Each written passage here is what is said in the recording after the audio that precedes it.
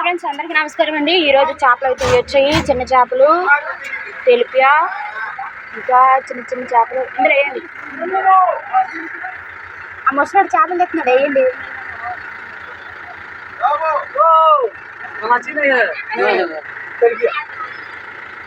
Friends ఇందులో అయితే మనకి చాలా రకాలు ఉన్నాయి.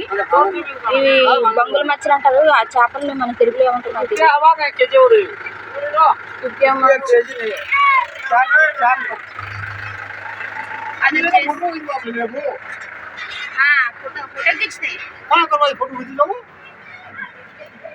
फोटो खींचेगा ना कहाँ पर बैठा व्हाट्सएप में चढ़ेगा देश में तो लोग गिने आएंगे।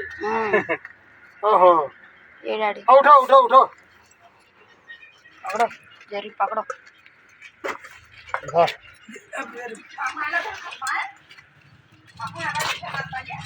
और बाबा फोन की कुर्सी और